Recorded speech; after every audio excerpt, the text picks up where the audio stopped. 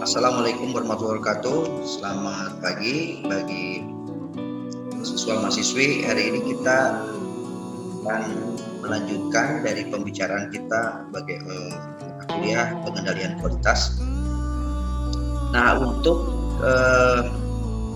kemarin kita sudah membahas mengenai bagaimana distribusi satu data yang ada di lapangan ataupun ada di industri, itu kan ada data-data yang bisa. Nah, saya coba langsung kita presentasi.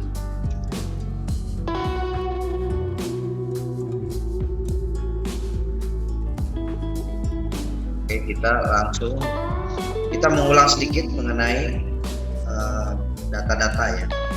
Jika dalam sebuah industri ini kita menghasilkan sebuah data, tentunya ada beberapa tipikal. Pertama, kalau datanya terlalu lebar, target kita ada di satu titik ini, itu bisa saja ini masuk kategori, tapi belum tentu sebagai precise-nya, jadi nanti belum tentu tepat. Tetapi ketepatan pengumpulan data ini sangat hampir sama atau seragam, itu lebih disebut dengan presisi, seperti ini ya.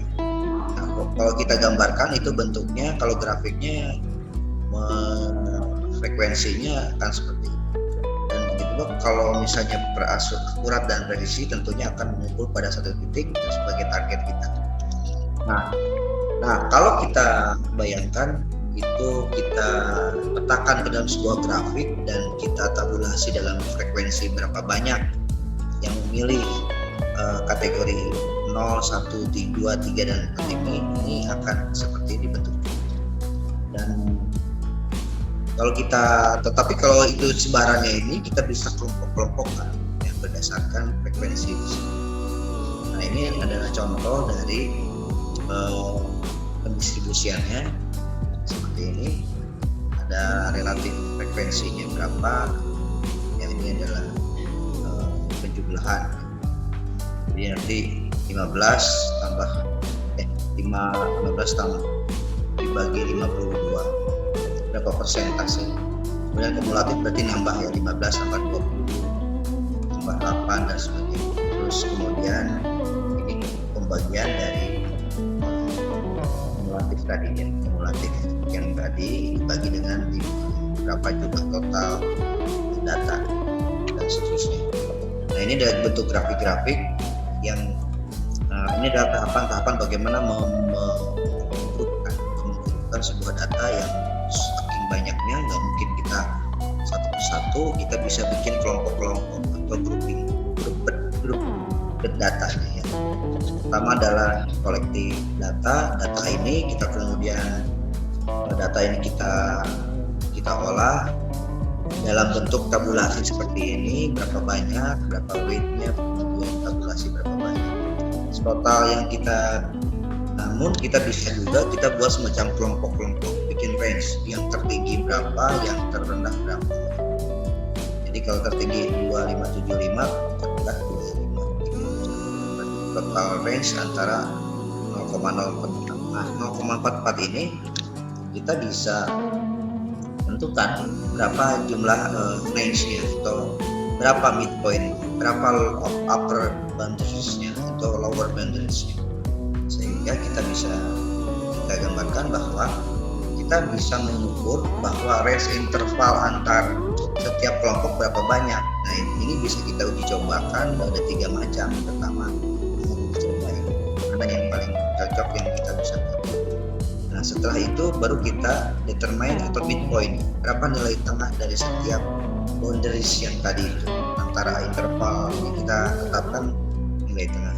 Kemudian dari nilai tengah kita baru bisa mengukur berapa kali banyak frekuensi tadi, sehingga kita bisa dapat memetakan berapa bentuk dari distribusi. Kemudian tetapkan boundariesnya, batasannya, baru kita petakan. Nah, ini hasil dari pemetaan dalam sebuah data ini seperti ini. Dan contoh tugas yang kemarin udah ada yang ngirim, baru 3 orang yang ngirim tentang QC ini, baru 3 orang. Dan saya harapkan yang lain juga ikut ngirim, supaya nanti sebenarnya untuk manfaat untuk kalian juga untuk melatih. Kalau ada soalnya pasti seperti ini nanti.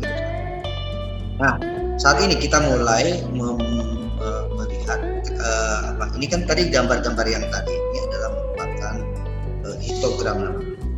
Apa sih manfaat dari histogram ini?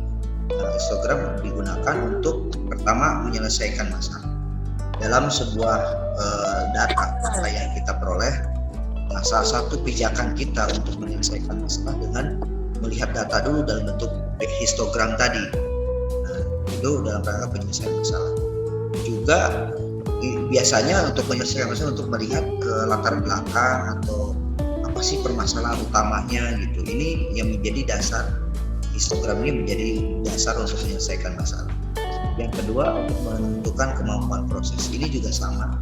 Sebelum melihat ada sebuah industri atau mesin ataupun pabrik, itu melihat quality itu melihat kemampuan atau menentukan kemampuan proses sampai di mana.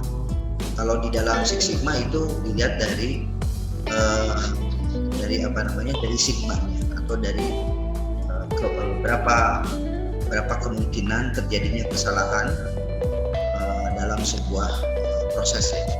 Itu tentukan kemampuan prosesnya. Defect per DMPMA, jadi DMPO-nya, jadi defect per million ya, DMPO. Kemudian yang ketiga, fungsi histogram ini juga digunakan untuk membandingkan dengan spesifikasi yang lain.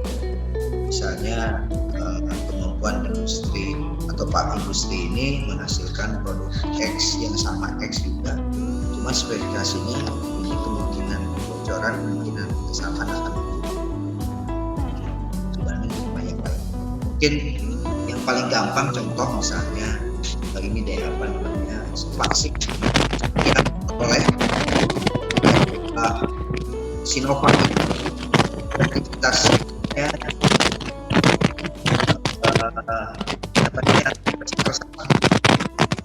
ini dulu. Oke.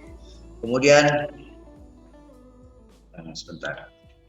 Sebelumnya ini kemudian membandingkan contoh misalnya vaksin Sinovac tuh 60 kemungkinan berhasil itu 60%.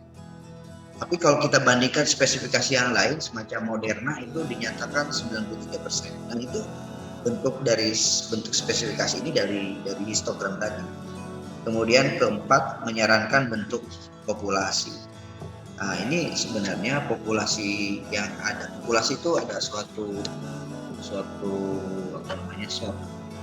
data secara keseluruhan untuk bisa melihat keadaannya seperti apa atau bentuknya seperti apa populasi ini. Misalnya berapa dari suatu produk, misalnya produk industri itu ternyata yang menghasilkan reject sekian banyak, kesalahannya rejectnya apa aja itu dalam bentuk populasinya itu, sehingga menyarankan tindakan selanjutnya apa. Kelima adalah indikasi perbedaan data seperti gap. Nah, indikasi perbedaan data gap ini seringkali menggunakan histogram sebagai bentuk gapnya. Jadi bisa juga ada dua data. Data pertama adalah data yang target kita dan kemudian gapnya seperti apa. Perbedaan. Nah, ini adalah data-data yang nah, ini contoh dari grafik-grafik distribusi frekuensi. Ini frekuensi yang ada di nyata. Kemudian grafiknya seperti ini. Ini frekuensinya ya, ini datanya. Data 0 itu berapa banyak, 1 berapa banyak dan sebagainya. Ini juga ada data yang misalnya bentuknya nilai satu ukuran, berapa kali ini terjadi ini, berapa kali ini terjadi ini, datanya seperti ini bentuk. Tapi ada juga yang berbentuk secara melandai seperti ini. Dan banyak lagi bentuk-bentuk dari grafik dari histogram ini. Ada yang symmetrical atau normal ya, kemudian ada square to the right, lebih ke miring ke kiri, ke kanan, ini terbalik ya, ini miring ke kiri, harusnya sebalik. Kemudian ada bimodal, itu artinya dua bumbu yang terjadi, atau dikriptik itu yang naik ke atas cenderung menonjol. Kemudian prediktif lebih melandai lagi. Nah ini ada,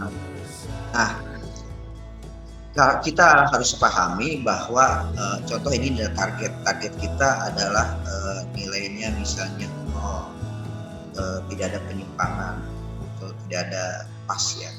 Target kita misalnya tingginya 35 ya, yang dapat 35 tuh ya harusnya konsentrasi di sini.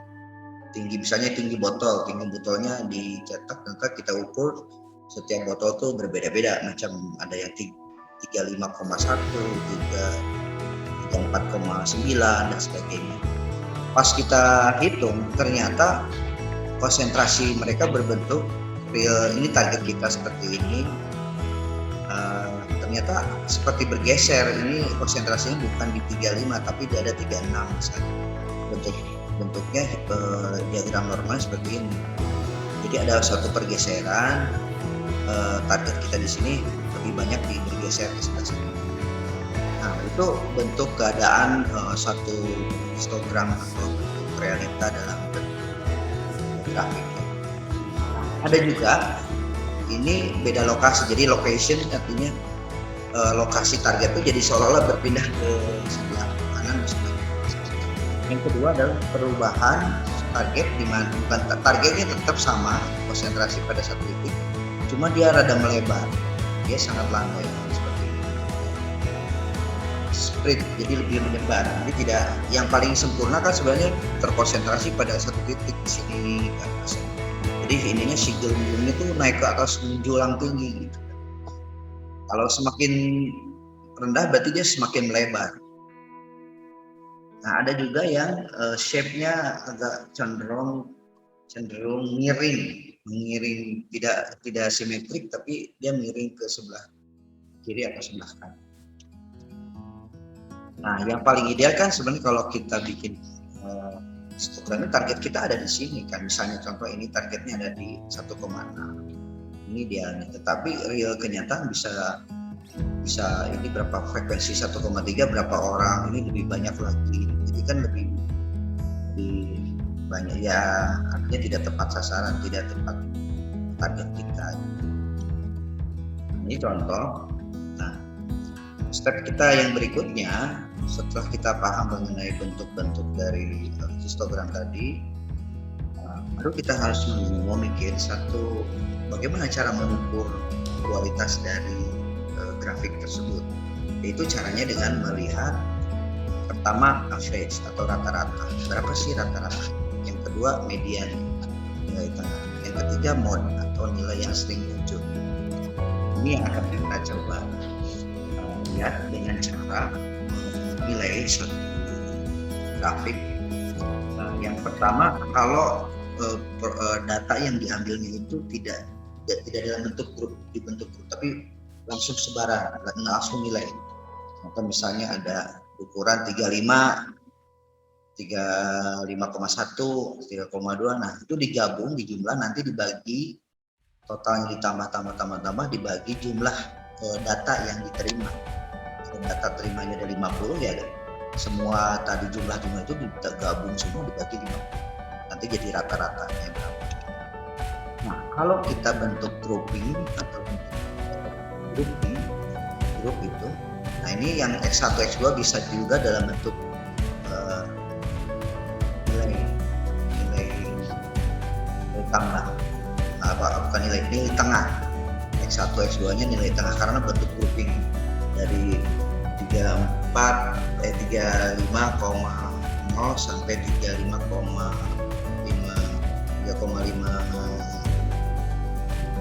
misalnya.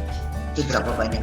Oh, 3 kali, 2 kali. Nah, ini frekuensi nih, 1, 2, frekuensi dari grouping 1, grouping 2 dan seterusnya. Nanti dibaginya adalah sejumlah frekuensi 1, frekuensi 2 dan seterusnya. Jadi nilainya akan contoh seperti ini. Ini adalah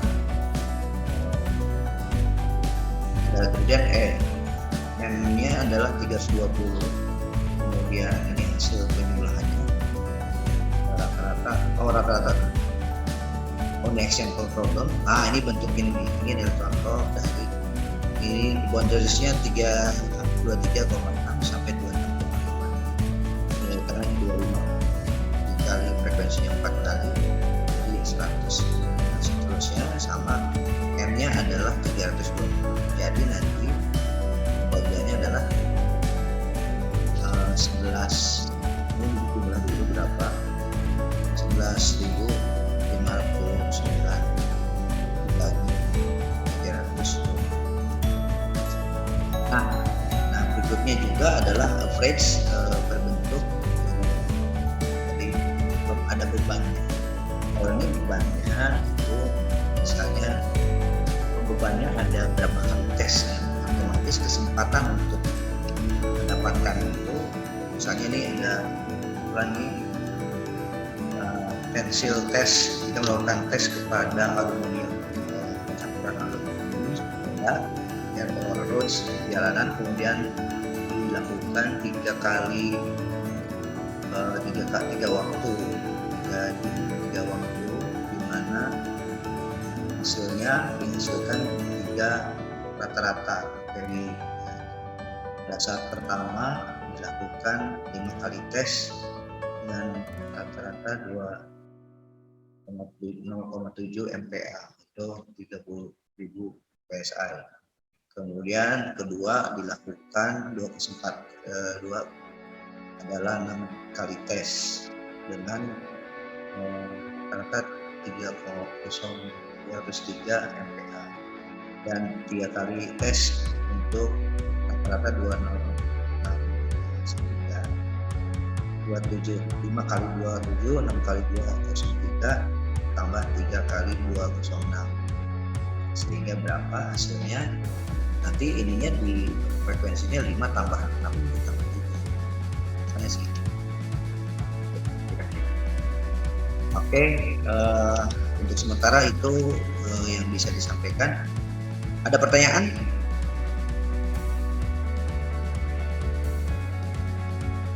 Sampai di sini. Nanti kita sambung lagi minggu depan mengenai bagaimana metode berikutnya. Tadi average, belum median dan mode. Ada pertanyaan?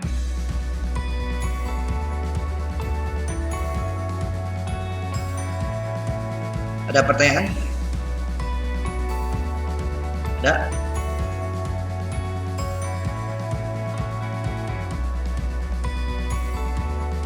Ada?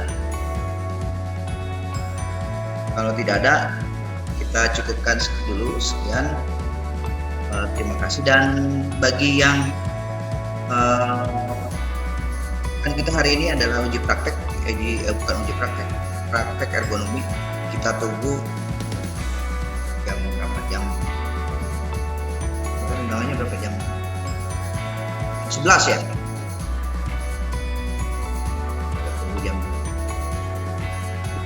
Ya lebih cepat lebih bagus. Saya udah di kampus di lantai di kampus 3 ya. Kolam. Oke, demikian. Jangan lupa absen.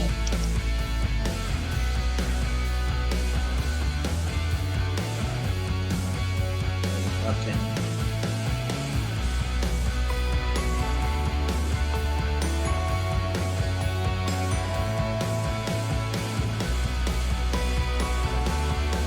Oke, ada pertanyaan? Tidak ada?